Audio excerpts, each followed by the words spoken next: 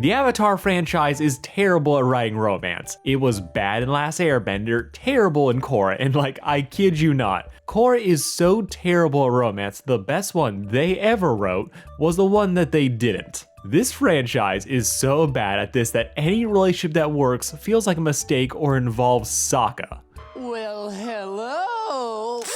Like, insane how this show couldn't write a romantic subplot to save its life, yet somehow every relationship Sokka fumbles his way into just works. Canon fanon, Sokka is just a harem protagonist and you gotta respect it. This phenomena is wild till you remember he's funny, then it all starts to make sense. But we all do really have to unpack his dating game, as in a show so synonymous with bad love triangles and non-existent chemistry, how did Sokka avoid the curse and pull nearly everyone that wasn't already dating or abused? We gotta discuss this, it's everything, how it worked, and how the men weren't safe here either. Sokka's pull was crazy, and you know it's off the charts when people still debate to this day if he was Toph's baby daddy. Yeah, there's a lot here, but if we're gonna start with any of them, we gotta begin with the pioneer and the fixer of his shit, Suki.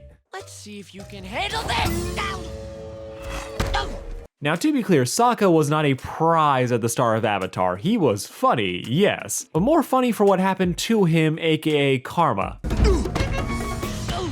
Had it coming could have been Sokka's catchphrase in the early parts of this season. While we'd love to hype him up for what he would become later, deservedly or not, Sokka kinda sucked at the start of the series, but you understand why. As yeah, his mom was unalived, his dad left to go fight in the war, leaving Sokka in charge of his village, which is like at max 25 people, all women, children, and gran. They're all too young to fight, so Sokka took his dad telling him to protect the village and pretty much made it his whole identity. This is in spite of the fact that they are in the middle of nowhere, in the ass end of nowhere, haven't been raided in years, and if the Fire Nation did actually come, they would all just die.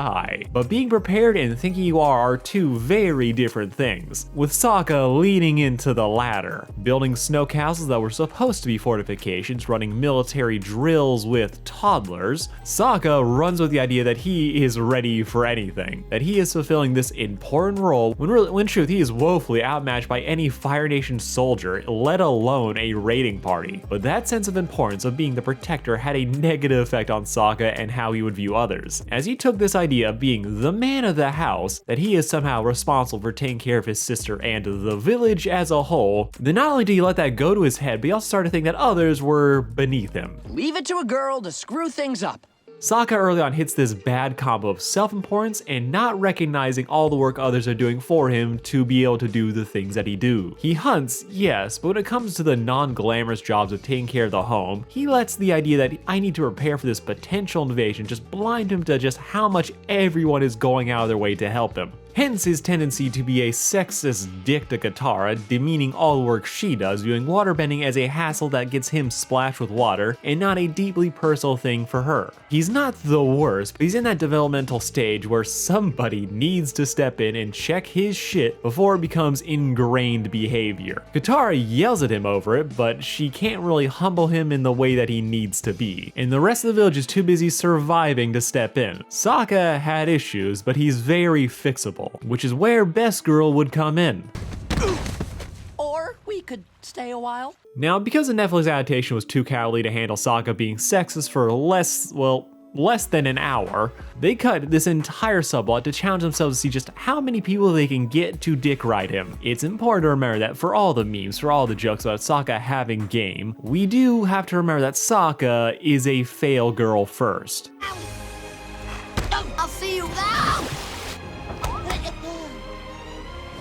This boy is endearing before he's charming. He is doing his best and is being goofy, and that is what wins people over, which is perfectly represented by his first significant ship with Suki, where despite starting off on every wrong foot imaginable, Sokka still walked away with a kiss. But to answer one of the main questions I set up earlier about why Sokka's relationships often work better than everyone else's, the answer is so stupid, it's brilliant. The reason that Sokka's relationships work is that they're just never the main thing. Avatar is bad at writing them, this is known, as this is the only part of their writing that actually feels childish.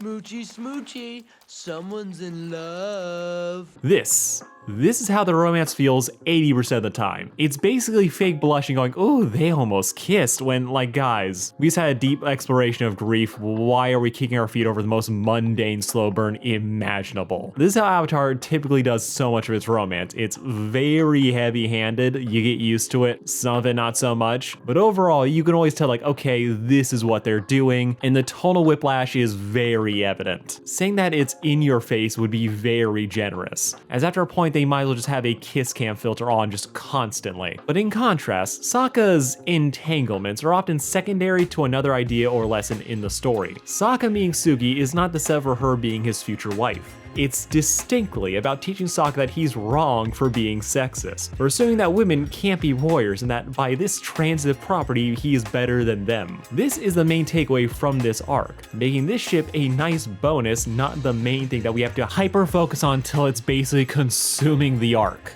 Live action show, I'm looking at you. But in the show, we're allowed to have them just interact. We can have them build subtle romantic chemistry while the story's screaming at us about how they're gonna bang. At the start of this episode, Sokka is being a dick. He's still taking Katara for granted despite the fact that you should never piss off the person who cuts your hair or fixes your clothes. Sokka isn't just like casually sexist, he is socially oblivious in just how he is screwing himself over, which is a pattern he keeps walking face first into this entire episode. Team Avatar, his group, the squad, get ambushed, kidnapped, and locked up by the Kyoshi warriors, and the first words out of Sokka's mouth is, "Where are the men at?" Who are you? Where are the men who ambushed us? This is the behavior though that we need to correct, with Suki being the leader of the all-female Kyoshi warriors being the perfect place to do so, as after realizing he lost to a girl, Sokka immediately starts coming up with excuses for why he didn't actually. He is choosing delusion to preserve his own worldview, and if this were said in the modern day, Sokka would be calling himself an alpha, which FYI is just bullshit pseudoscience. The whole original study was wrong. But Sokka, fresh off of a view-shattering defeat he chooses to ignore, decides to run with the excuse that it didn't count because it was a surprise attack, that if it were one-on-one, he would clearly win. So naturally, he decides to go pick a fight with the women he was just demeaning, strolling into their dojo where he pretends he's just here to stretch, only for Suki to go from apologetic for the whole misunderstanding to clearing her calendar for the next 2 minutes just to fuck with this douche, taking his smug act of being the best warrior in his village and sarcastically praising him till he's stupid enough to actually try and show off, only for Suki to show him he is not in fact hot shit. That does it!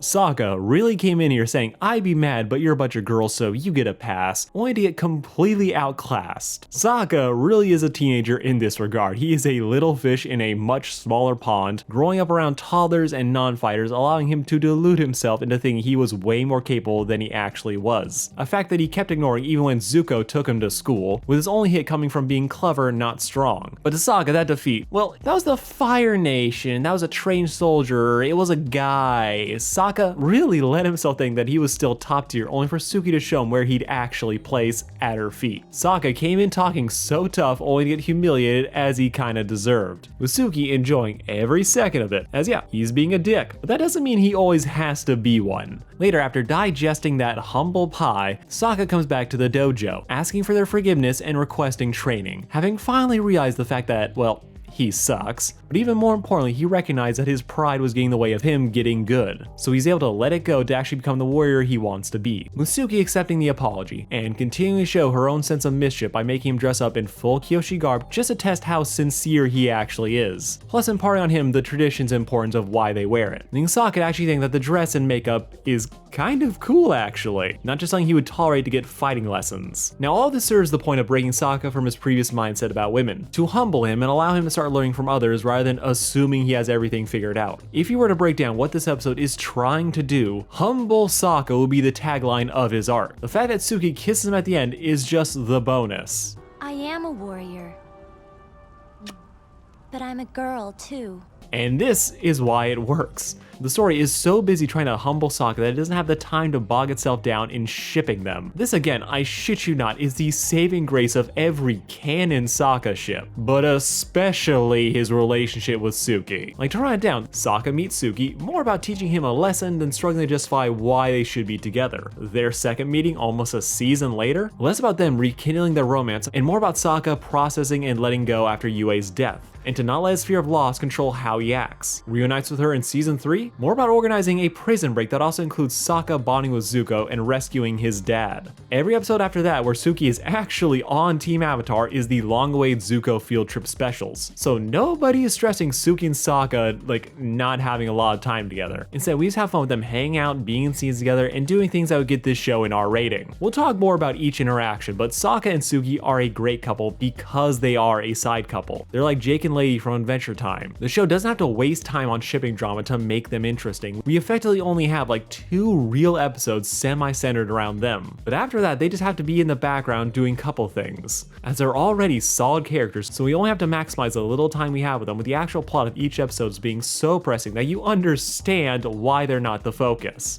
But again, I really would argue that the limited amount of time we have with them is the true secret to their success. As between the cringe of Katang dragging itself out into oblivion, the melodrama of Maiko, or the narrative trap that was Korra's love life, we're essentially left with a couple that just functions like a normal ass relationship or just the highlights, which is a breath of fresh air when compared to every other relationship in this show. When we see them training, they're allowed to have just a natural feeling banter. Sokka's a character defined by his jokes and goofy sense of humor. So where this might feel like a departure for a character like Zuko, or a little bit, oh, he's trying to be more adult with Aang, here it is just in Sokka's wheelhouse, so you don't question it and we don't have to waste time like drawing attention to it. Suki, meanwhile, gets a chance to have some fun of her own, as after an episode of being the warrior and ribbing Sokka, this is her chance to actually get along with him and have some fun, driving home that ending idea of her being a warrior and a girl, not just some badass who happens to be a girl. Suki is more than that. She can be a little bit petty. She starts acting her age and gets a little defensive when Sokka is able to take her teachings and knock her on her ass. I fell on purpose to make you feel better. I got you. Admit I got you. I like this. This is cute. Suki has way more in common with Sokka than you think at first glance. From the sense of humor to the commitment of protecting others and the tendency just to be a little bit childish, you can see why the two of them would just get along so well. But nothing here has to be romantic. Instead, you can just say, oh, they're building a bond, and that in hindsight you can see, oh yeah, Suki is into him, despite his earlier behavior. But Sokka, through all this, and showing that he is willing to change, that he is willing to learn, and is capable of being funny, he's able to show that, yeah, he's dateable. But then, something very interesting happens. He leaves. Sokka is off on that next grand adventure while we get no indication that Suki would ever come back. Which, honestly, could have worked for the series, especially when compared to how it handled the live action show. I liked her too. Yeah, she was cool. So like last time I'm gonna bring this up, but it worked for this comparison. Suki and Kyoshi Island were initially planned to just be a one-off. They stayed as much in the art book. We were never intended to meet these characters again. It was supposed to be a quick side adventure, learn some lessons, peace out. While Suki kissing Sokka is significant because it's the first time any character here has been able to get any, we're never set up to feel like this is going to be endgame. It's not a blip on the radar, but while significant to Sokka, it's not hugely significant for romantic reasons. Hence, we have no issue when Sokka, months later, starts chasing this new girl. You know, back in my tribe, I'm kind of like a prince myself. This is one of my gripes for Netflix's Avatar. They lean so hard into the Suki Sokka romance, to the point where she's just lusting after this guy every scene they have together. But due to the fewer episode count, this increased emphasis on them being just so attracted to each other, which is meant to be a sign of this significant memento, it then feels off when just 3 hours later he is going after this other girl, after what in-universe time only feels like 2 weeks. Yes, it's been more, yes, teen boy. When it comes to what the story wants us to take note of and view as important, Sokka getting a new romantic target feels weird, especially when it never pauses to address the Suki question. These are all self-inflicted wounds that the original just doesn't have. The Suki kiss is a nice surprise, but it's non-committal. They're never set up to be endgame or this is me, oh, this has to come back. We could never see Suki again, and the story would be worse off, but it would still work. Not to mention, season 1 of Avatar feels like it takes place over actual months, not whatever this was. And when Sokka spots Yue, there is not a hang-up in sight.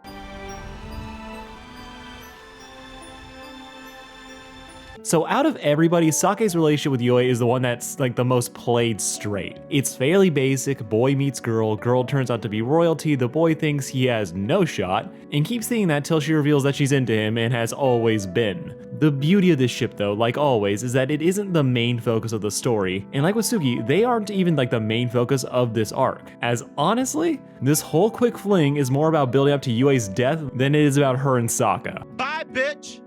Yeah, Yue's here mostly to sacrifice herself later, to be the casualty of the big final battle in the finale. As in a fight to defend the North, to really stick it to the Fire Nation, if no one we care about leaves the living, can we even say the bad guys were trying? They could have set somebody to go like Paku or, oh wait, Han actually dies too. Admiral Choi! Prepare to meet your fate. See, right there, we don't care about him, so we can laugh instead of cry. The show needs us to care about a character so that the death will actually hurt. But the issue Avatar had right now is that everyone we know is way too important to get offed. So they need to make us care about someone new. And the easiest way to make the audience care about a new character is to have another character care for them. So naturally they made a love story. Now to touch on this, when it comes to romantic subplots, the show is kind of limited. It's less so in season 1 when they had 2 options instead of 1. As at the start, Avatar could play around with the idea that Sokka and Katara could be crushing on other people. Katara had her crush on Jet, she could have snapped her fingers and had Haru, but after this season, we get so much in the weeds of Katara and Aang eventually happening. The story knows that it can't give Katara one-off love interests, as they'd be an insult to our intelligence. We know where this is headed, do not pretend otherwise. Also, Aang had one girl in an episode that he was already like hyper-focused on Katara in The Fortune Teller. So for pretty much the entire series, poor Sokka is pretty much our only option to have romantic subplots and flirting in the main cast. I mean, Zuko's out there cockblocking himself, but for the hero side, Sokka's all they got. So if they're gonna have the princess fall in love with anybody, it's him, and that's fine. So I'm still hoping we can see more of each other. Do an activity, you mean? This is the most standard cartoon hookup in Avatar. Sokka is smitten with the princess from his first glance, which yeah, teen boy, anime girl with dark skin and white hair, we've seen it all before. Like a lot. But like always, the charm of Sokka stumbling over himself is enough to let Yue give him a shot. She's introduced at this party where she is just announced as this is her birthday as being of marriageable age, which, let me check. Okay, that could have been a lot worse. But keep that marriage thing from her dad in mind. Sokka thinks he's fumbling with asking Yue out to do an activity. He's lying about how he's something of a prince himself when no, he's just the chief's son, which in royal terms is just a fancier way of saying peasant. Katara is roasting him through all this, but the next day, Sokka catches her passing by and asks her out again, with her giving him a solid yes this time. Because again, he just fell into the Arctic waters. He's hilarious. But later they meet up, he's doing his best. It's a bear. Actually, it's supposed to be a fish. Sokka is living proof that having a personality and being funny will open almost as many doors as being rich. But after a while, after they meet up, everything goes from going well to off the rails. As Yue states, it was a mistake to come here. Sokka takes this as well as a teen boy would. 1 minute she wants to go out with me, and the next she's telling me to get lost. Sokka, have you considered the idea that there's something going on in her life and that this isn't about you? I shouldn't have asked you to come here. So later we get the real reason for this back and forth. Yue, after tearfully running away after hearing a story of a woman who ran away from an arranged marriage, that she herself is suffering from an arranged marriage. Cutting off Sokka, who's been thinking that he's not good enough by kissing him, which is the only effective way to shut him up. Yue tells Sokka just how much she likes him, but she can't because engaged. It can't be. Rip, sorry, it's not you, it's society. So naturally, after that review of how they can't be together, the next episode starts with them being friends. We're just friends. We're not gonna be friends.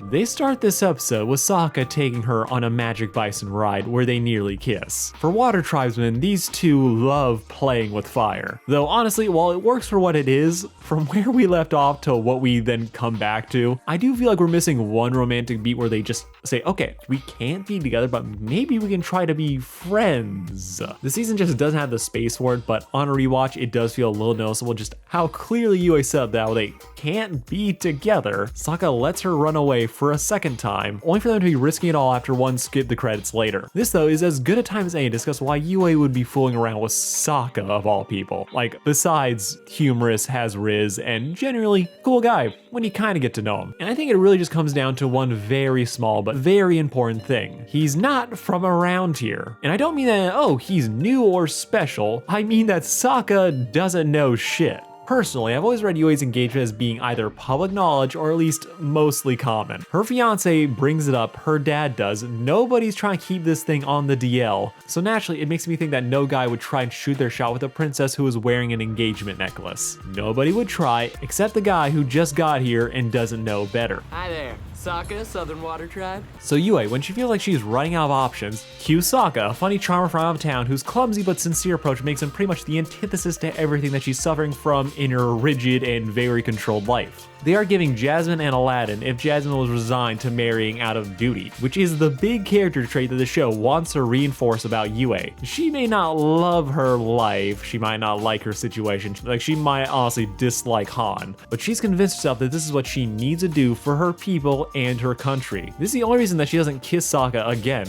and again, as she knows later that that was a line that they probably shouldn't cross. Yue has committed herself to doing what she needs to, even if she doesn't want to. It's why the story of Gran saying F it and skipping town hits so hard for her. A part of her wants to do that, but she can't bring herself to. Hence why after flirting with disaster one too many times, Yue tries to quit Sokka cold turkey. They can't hang out anymore, they both want to be more, and in response Sokka says okay, and then proceeds to sign up for a suicide mission. Which, I'll say this, I think Sokka, being who he is and always trying to help, would have signed up for this mission regardless of his dalliance getting cancelled that same day. But the framing is meant to make this feel just extra tragic as Yue has to watch him go and get marked, saying nothing as she just said they can't see each other and Sokka said K. He took the breakup so hard he joined the military. It happens. Though I will say I'm glad it isn't like a Twilight Jacob situation where the guy says, say you love me or I'll throw myself into battle till I won't come back. Here, it just, Yue made a choice, Sokka made his, it's sad, but it doesn't feel targeted like it's revenge, which is good. Unlike the ass-whooping Sokka gives to Han, which is just great. So yeah, Yue's fiance only values her for her looks and perks. Sokka, knowing a fly could treat her better, snaps and attacks him, leading Sokka to again fail upwards, as he goes from going on a mission that could kill him to I want you to guard my daughter, Princess Yue. Yes, yes, yes, yes! So yeah, Sokka went from being unable to see Yue again to being commanded to stay by her side by the chief. This pleases Sokka greatly, being assigned to Yue's guard detail. You'll get a moment of Yue reacting to this as the story has bigger fish to fry. Then Yue, after the death of the moon spirit, which was a fish, decides that she, having been stillborn and given life by the moon spirit, is duty bound and is self-sacrificing enough to go through it, gives her life to revive the moon spirit, with the added effect of becoming it, ignoring Sokka's pleading to stay, doing what she feels that she has to, leaving Sokka with just a corpse, till even that leaves him, only for Princess Kaguya over here to appear, kiss him on the mouth while saying that she will always be with him. And in this moment, we all collectively whispered, as trauma. That's rough, buddy. Which, first off, I just clocked this. Part of the thing that makes Yue's death extra messed up as it pertains to Sokka, and why he handles his grief just as well as he does, i.e. not okay but managing, is that Yue does exactly what Sokka's dad did, leaving him to do what they view as their duty and their part to help save the world. Hakoda left to go find the war, Yue became the moon spirit. These are noble actions, but they do have an unfortunate impact on those that they left behind. So this, for Sokka, could feel like history repeating itself, which sucks, but at least he kind of knows the drill. What he's not used to was it feeling like it was all his fault, which is a thing that really sticks with him. Now, while I don't adore Yue and Sokka's chemistry, it does feel like we're skimming over a lot to make it happen. I think the aftermath is what really makes me like this ship, as Sokka doesn't just get over this. He's haunted by guilt over what happened, seeing Yue in the swamp, having this vision blame him for what happened, where we see the sad moment where even if she was yelling at him, he still looks disappointed when she seemingly disappears, showing that for how much those words might have hurt, and this illusion is just just his subconscious, so it is him telling himself this, he still just wanted to see her again. The fact that she disappeared despite being mad disappointed him. So we're just left with Sokka trying to mourn for what happened to Yue, and we really see just how her death affected Sokka and her dad, even if that was just very brief. Making it so that Yue is never forgotten or just feels like she was thrown away, with her even needing to reappear as a spirit to urge on Aang. Yue was important, and while we're here, we do have to bring up the topic of was Yue fridged or not.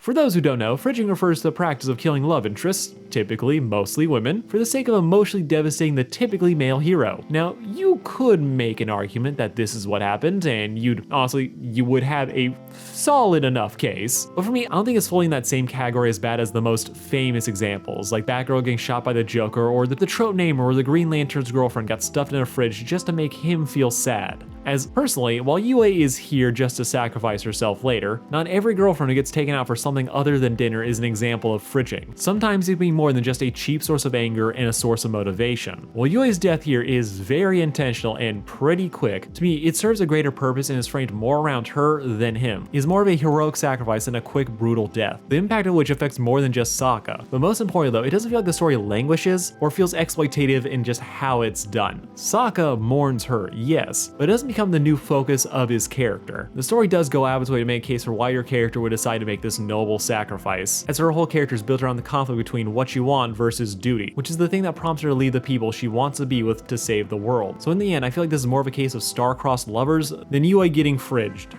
Yue's death haunts Sokka, but only comes up from time to time, with him finally getting closure when he reunites with Suki. Again, Suki likes messing with people more than Sokka does. Also, Suki would make more sense as the chief of police than Toph would, and I say this as someone who doesn't hate Toph being a cop. But yeah, Suki, she's back. Had a quick miss when Sokka visited her island, only for her to not be there, but now she is. And she's joined them on a trip across kaiju-infested waters, with Sokka going from happy to see you again to actively worrying about her safety as he remembers what happened last time. Suki, are you okay? You have to be more careful. Yeah, Sokka is mother henning Suki, but you get it. From Yue's ghost stressing how he was assigned to protect her even though it was Yue's choice to go, Sokka still blames himself for what happened. So me and another girl he carries a torch for would trigger a lot of those same old emotions. When they were just hanging out, things were fine. You could be swept up in the arena as the show had them casually flirt with one another. And look at you, sleeveless guy. Been working out? It's all fun and games till Sokka realizes they might be in danger, leading to his usual humor to get thrown out the window as his panic over Suki consumes him, telling her to be more careful when what the fuck was she supposed to do when a Fire Nation ship caused an avalanche? He's dragging her tent roll away from the edge of a cliff. Guy is reeling, but thankfully, like all of his romantic issues, Sokka's arc is only the B-plot of this episode, which means from a writing perspective, we never have the chance for Sokka being overprotective to spiral into controlling, where he is also forced to take a lesson from that. Instead, it's just like 2-ish scenes of worry, and then Sokka sees that yes, he knows that she can take care of himself, but he's incapable of stopping himself from being so overprotective. Wait!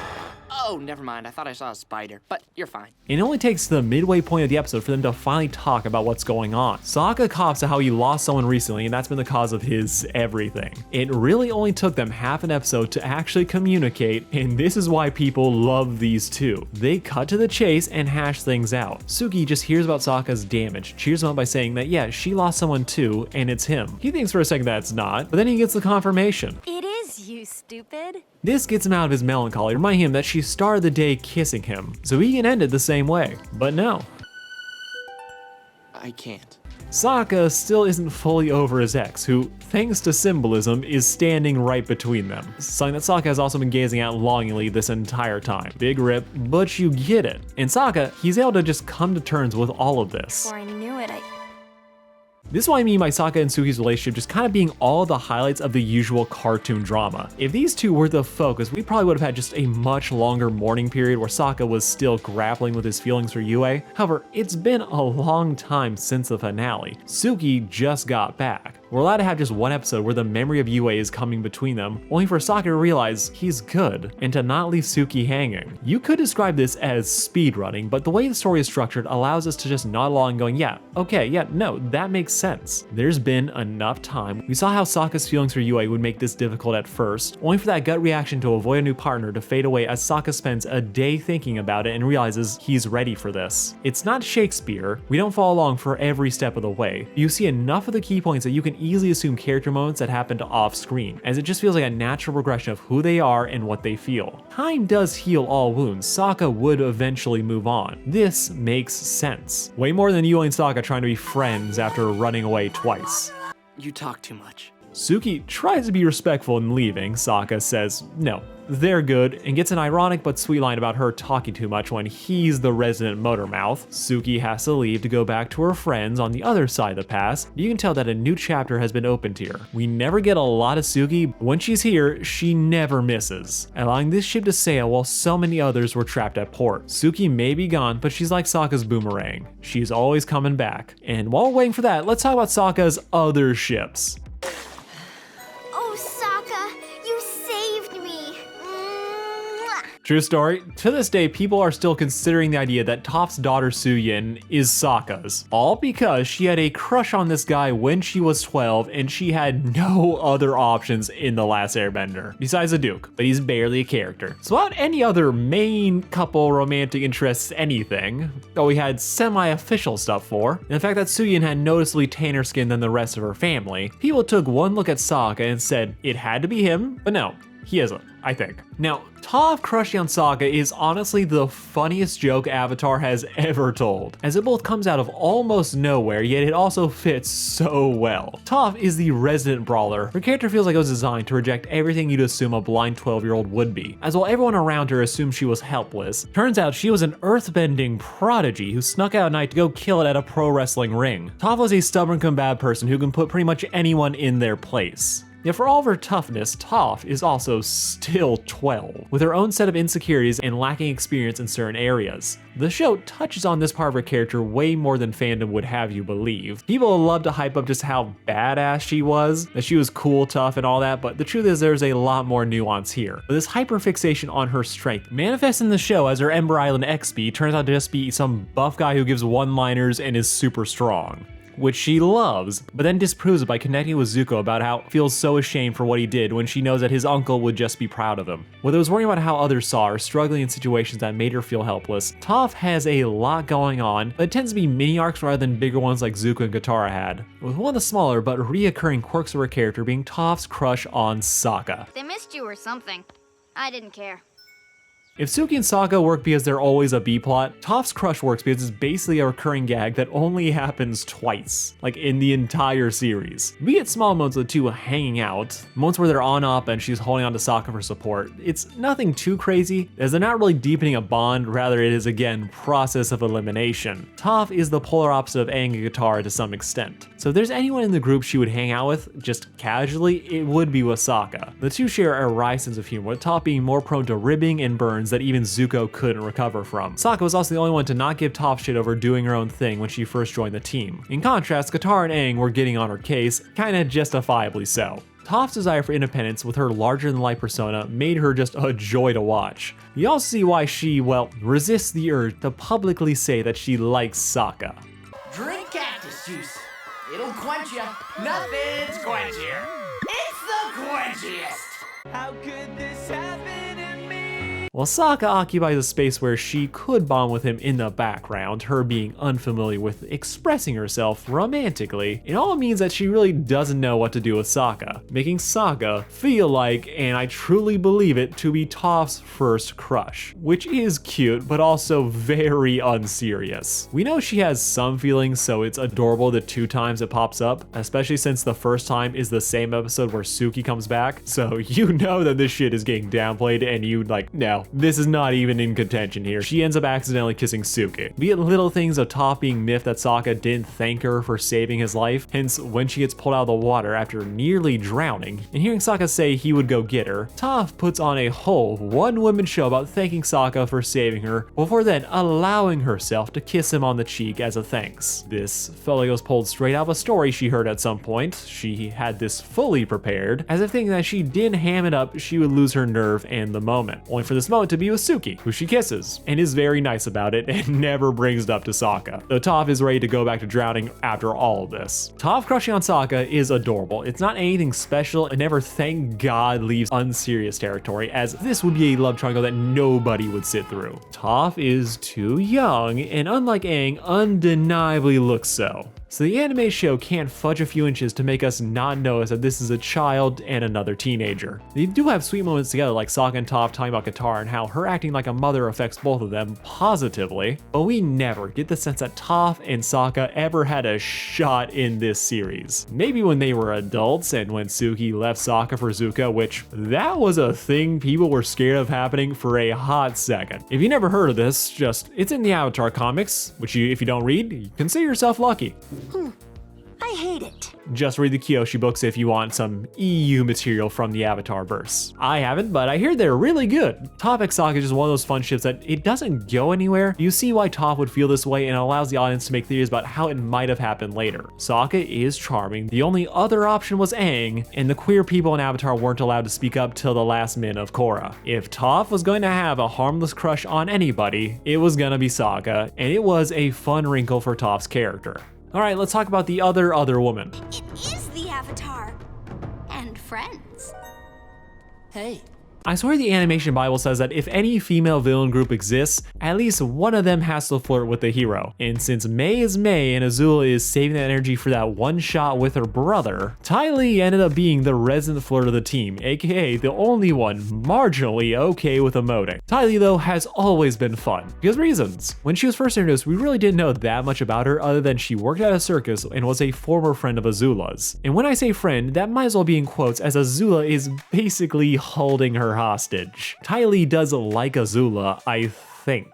But even when she first popped up into the circus, Ty Lee had a similar reaction to Sokka seeing Suki, where they went, "Oh my god, you're here," to "Oh my god, you're here," with Azula actually living up to that dread as she starts coercing Ty Lee into coming with her. As Ty Lee said no and Azula said, Set the net on fire. Azula was really willing to intimidate and make Ty Lee's life a living hell till she caved into coming with her. Kept saying that she would extend her stay till Ty Lee just said, "Okay, I'll go with you, as otherwise I might die." And this shows off just what a bully Azula is, and how Ty Lee, for all of her positivity and attempts at being friendly, really was terrified of Azula. So while she would help her do evil things later, it's important to remember that Ty Lee would rather just be chilling at the circus but was forced into this, with Azula making Ty Lee act like it was her choice when everyone knows that it wasn't. So when we fully round out the team, we end up having May being moody, Azula is crazy. Ty Lee seemed like the one with the highest likelihood of switching teams, as even if Ty Lee liked Azula, it was painfully obvious that she feared her more, having to drop everything to help her. This is why when she started flirting with Sokka while close to Yue's death and happening after Sokka makes it semi-official with Suki, this ship never fully goes away,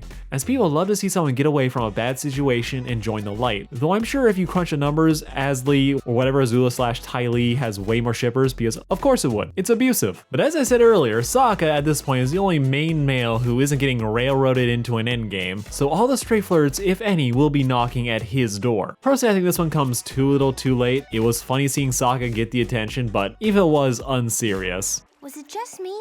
Or was that guy kinda cute? I always thought this was cute. I never like, oh my god, it's actually gonna happen, though I was curious to see like them interact more. But more than anything else, I thought it was like just fun flavor to add to these fights, giving the characters something else to bring up than just attacking one another. May was often silent but deadly, and being often paired with Ty Lee, somebody had to do the talking, and it might as well be this. I can see the similarities between Sokka and Ty Lee, and that would make people just like, okay, we want to see more of this. It could be fun. They're both the comedic relief of their team. But while Sokka wants to be here and save the world, Ty Lee doesn't feel like she's actually committed to any cause and rather just do her own thing. There could be something here about Sokka getting Ty Lee to care, that her airhead rich girl lifestyle is built on the back of her nation doing awful things for worse reasons. Or you can run with something a little bit more smutty of Ty Lee playing homewrecker to Suki and Sokka, which sounds like a stretch, except she literally tried just this. It's like we're dancing together. She calls her trying to paralyze Sokka dancing, which does explain why Sokka is always weak in the knees for her. I mean, it's all against his will. But personally, I think this ship is in a territory where fanon takes over just pretty much immediately. Officially, Ty Lee just flirts with Sokka. He doesn't hate the attention, he just it's just there. She does show a moment of actual concern for Sokka when she thinks he's about to be dropped into a boiling lake, but that could just as likely be just the horror of this action or the fact that Azula is gonna let her brother and Mei's uncle die. This ship is less connect the dots and more bring her own, which I'm down for, but this ship doesn't spark obsession. Not to mention any enemies to lovers vibes, while good here, they're on opposite sides of the war. All of it would just be made way spicier with Sokka's real foil on the team, Azula. Where's Suki?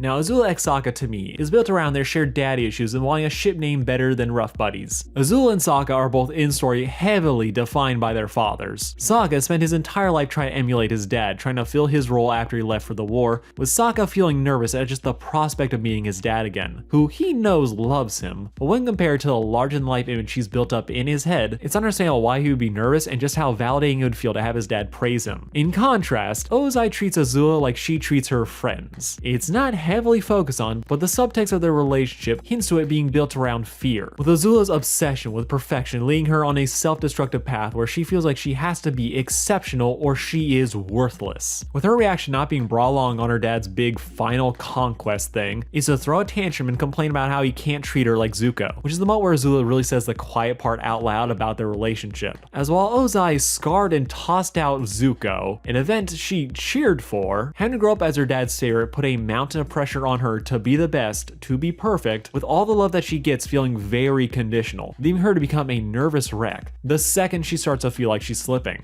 While she's used to setbacks, she's not used to feeling like she's losing control, which is why when her friends betray her, she loses her mind as her whole worldview of ruling through fear suddenly just doesn't feel like it's enough, so she starts to crumble. As having seen what Ozai did to failures, Azula must have lived her life in fear of ending up being thrown away like Zuko. Azula and Sokka are leaders, they're perfectionists who use their intelligence to outsmart their enemies. They're one of those crack ships where on the surface it feels out of left field. When you start breaking down who they are and what they've experienced, the similarities make themselves known. Still cracked, so the fans are doing most of the work, but that's never stopped anybody. Look at the comparisons people did where they try to show how Suyen's kids look like Sokka.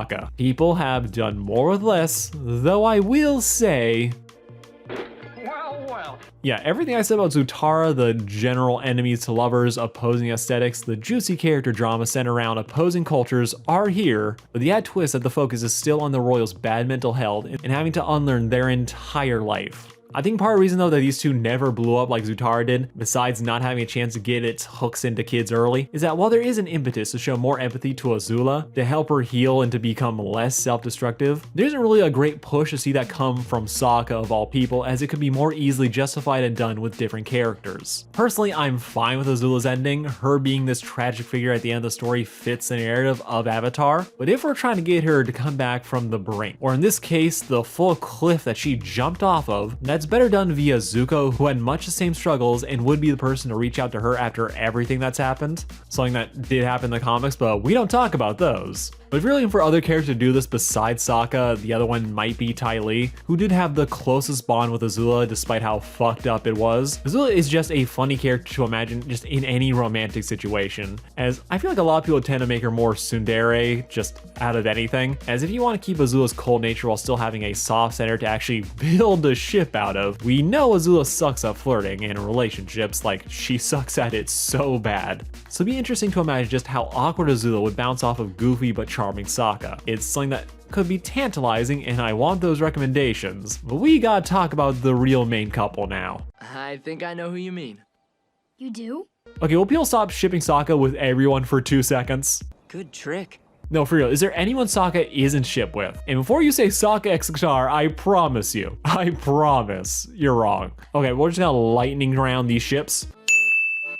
Okay, Aang x Sokka is a neat idea that I don't have any problems with, minus it being another case of I don't trust any 15-year-olds who date 12-year-olds. Get the fuck out with Aang actually being 112. We have real fictional issues to waste energy on. Now, personally, I've always clocked Aang and Sokka as being like brothers. That's kind of been it. I think I could have been swayed to considering this as being romantic. I could consider seeing those fanfics. But I feel like one of the biggest issues is that Sokka and Aang don't have nearly as much time together as you would think. They don't really have any episodes where their bond is the focus. We have moments like Aang consoling Sokka like before he gives his big speech or after he made the speech about how he can't really compare himself to his dad. But if you want like, okay, this is all about them, we don't really get many. Like, the only real example we get is Aang hiding that message from Sokka's dad. We get small moments where they get to hang out, but it's always usually a team thing or they're going through something of their own. Very rarely is there a crisis where they specifically have to lean on one another versus with other people. Definitely see some Luca and Alberto vibes if you want to squint to ignore how Aang is the more exuberant one. But again, like, it has daddy issues, but we're really having to put more work here than anything else. No real harsh feelings, I love their bond as is, but like with Ty Lee, it is a wee bit too much of the same thing. Where I can see this being someone's comfort ship, but I'm looking for something that would really make their dynamic pop over all others, and not just be fun.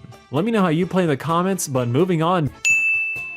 Jet X Sokka is just a curiosity to me. Like, this could have been something that I dug, but in the aftermath of Jet's introduction episode, his relationship with Guitar is the one that is really prioritized. When Sokka and Jet were the ones with actual beef. That does make sense given Guitar's sense of betrayal. That focus on her anger kind of leads to Guitar eating Sokka's lunch. As a conflict that could have been for Sockets, which I know that's the wrong ship name, but it sounds like Chipettes, so I love it. But that conflict is now being directed towards Guitar and Jet, rather than for Sokka. From the conflict around how they should be fighting this war, to familial trauma of losing people to the Fire Nation, the only thing that's really left unexplored as is their shared sense of being leaders. That and the fact that Sokka would be dating his sister's former crush. I see this ship having a lot of room to grow in a situation where the two meet outside of Aang, so just put my full fanfic cap on. Say Sokka and Katara leave the South Pole for some reason, like to look for their dad or to actually help in the war, only to join up with Jet's crew, where together they all try and fight the Fire Nation. And not having the easy out of, oh, the Avatar's back, that might force Sokka to consider more violent forms of resistance, which will create instant tension and intrigue and just like, okay, what's gonna happen here? That and Jet would absolutely have a love triangle between Katara and Sokka, which Sokka would win, unless Lee was also here. That's it for those two, it's fine. I think that is all the major Sokka ships. We can move on, there's officially nobody else. That's rough, buddy. Let me in. Let me in. No, Suki did. Now to run down the last few moments of the ship people actually care about, Sokka finally finds her after she got imprisoned by Azula, and he does so by accident. Azula taunts him over this, and he did in fact know about, okay, the Kyoshi warriors got replaced, but post losing the war, Sokka just wanted to rescue his dad as that just seemed like the more attainable goal at the time. Zuko, being here and just the best bro, decides to help his other bro break into a Supermax jail, where the two are forced to impersonate guards only for Daddy Koda to not be there. But in the best of consolation prizes, Suki was.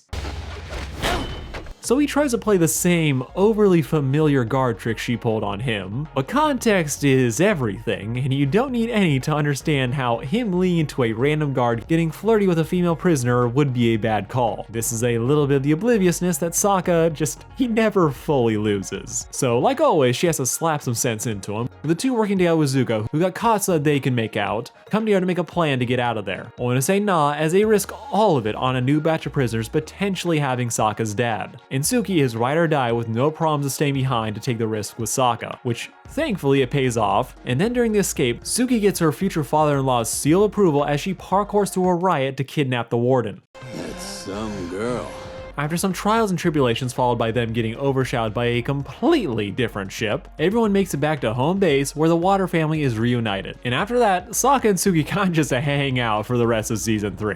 They're mostly just here being cute together, but if you're looking for the story to be about them, you're kind of gonna be disappointed. As if I'm being honest, while I do like Suki's return, it is kind of just a cool moment. It is like, oh, the return of a guest star you've been waiting to come back for a long time. It's not really the massive emotional scene of them reuniting after all these horrible things. It's cute, but it keeps things under the radar and doesn't take up too much attention and time. Though to be clear, they are the only functional romantic couple we see in this fucking show. Like if you ignore the side characters. So when you're watching the show, it's actually just refreshing to see these two date and for it to be uncomplicated. Like when we see them watch the play, it's basically just them having a date. Suki's reacting to Sokka's love and annoyance at the performances, which is just his life, but a parody. And we see all the ups and downs of them interacting, as Sokka, cute, funny, oblivious, and that causes him to push his luck into territory he probably shouldn't go.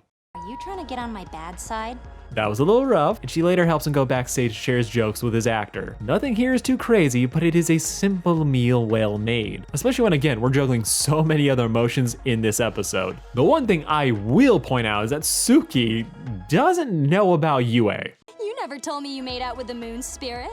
This is something that could easily slip past your radar, but Sokka never really talks to Suki about Yue or divulge details about what their relationship actually was. Initially, Sokka is just vague, talking about how, yeah, I lost someone important to me, but he never says that they were dating and that she was cheating on someone for him, or even who she was. So by the time the play happens, she sees the story of a moon spirit kissing Sokka, and she doesn't really put together that this was the person that Sokka was so messed up about. This play is so full of inaccuracies that she doesn't know, like, the most insane thing here, that a princess becoming the moon was true, even if Sokka is tearing up over it. Nor do we ever see him explain, like, okay, what was that about? Everything we get these two is just jokes and good vibes, which I'm pretty much okay with. Like, as a positive spin advocate, I think this is kind of a sign of Sokka having semi-moved on from Yue. You know, to cry at the memory but not let it ruin his night like it would have in the past. Now, I will say that it feels like Sokka's thing of being funny is to counterbalance everyone else's angst in this episode. But that is pretty much it for this ship. Sokka calls Suki the Phantuosaur when he's calling out everyone's elements. They go together along with Toph to fight the Fire Fleet, with Suki getting separated only to come back one last time. Suki, for all the fan ships, all the drama, is the true endgame. And they are not complicated. And I think that's what makes this ship truly great. All these other ships have high drama. These characters are going through the fucking ringer. They almost die every other episode, and the time in between is spent trying to avoid that exact same fate. Sokka has been losing loved ones his entire life, so to have someone he just clicks with, to have the misogyny slapped out of him, to realize he was being an ass, it works for him. What they're going through is complicated, but their relationship isn't. They are just a balm for the other's soul, as they are always going through something, and it's nice to have someone to fall back on, even if they're goofy, suck at art, or just a little bit too intense at times. Sokka is one of those characters who, by virtue of being the guy who wasn't locked into a ship early and had Riz, became the go-to character for romantic subplots. His sense of comedy lent itself well to flirty banter, so it could be done while feeling natural. So he was always just the easy choice. But Suki was pretty much his best ship from the start. The one who always came back, and the one he'd always come back to. I don't think this ship has any massive hits, but it never misses, which is something that is extremely rare for the show that they're in. So it's no surprise that after everything, to me, Sokka is endgame. Allegedly. Yeah, there's one minor hiccup for all these good vibes I want to put out before I leave, but Sokka and Suki's future, ignore the comics, we don't actually know if they end up together. Sokka's fate in Korra is never truly mentioned or expanded upon. We know that he died, that he served as a city councilor and fought the Red Lotus to protect Korra, but other than that, we don't know dick. Which the creator said they want to leave some mystery, so they don't want to answer all the questions, which is very fine to say when they are answering all the questions about the Avatar backstory, but I don't know. It feels off that Sokka is the only one they leave out when we see every other character from Team Avatar. Like, if they let Toph rest, I think I would have been fine. But no, they bring her back, but Sokka and Suki are just gonzo. And this has led to the never-ending theory crafting of what really happened to the two of them. This is what led to the idea that Sokka is Suyin's dad, and he has just never gone away, as Korra labeled the deets about what happened to Sokka and Suki as forbidden. So we don't actually know if Sokka and Suki ended up together. We straight up never see Suki. So the ultimate fate of their relationship is left open-ended. This is why people lost their minds over one panel of possible tension between Zuko and Suki, as after the Mai breakup, it could technically happen, and everyone else's romantic fate wasn't set in stone. And Korra is the one time Suki doesn't come back. Maybe they broke up, maybe they lived happily ever after and had a bunch of kids after moving to Water Tribe, Florida. But we'll never know. So while it's basically canon, it's also not. So whenever you ship Sokka with anyone, just remember, if they survive The Last Airbender, it technically has a chance. And even if it doesn't, ship it anyway. As honestly, why not? That's rough, buddy. Let me in. Let me in. This has been all the major Sokka ships. There are just so many, as he was shipped with everyone. But remember to like, share, and subscribe. Okay, fine. I will talk about the other ship. Kaya was a girl that Sokka met in the comics, and okay, fine. I'll talk about Sokka and his rough buddy in another video. No, like for real, I'll bring them up. It might be their own thing. I might fold it into the May video that I'm already working on, as I truly did not realize how popular Zuko was for the longest time. It deserves to be talked about, as a lot of people have been asking for it, so I'm gonna give the people what they want, even if all they want is Zutara but worse.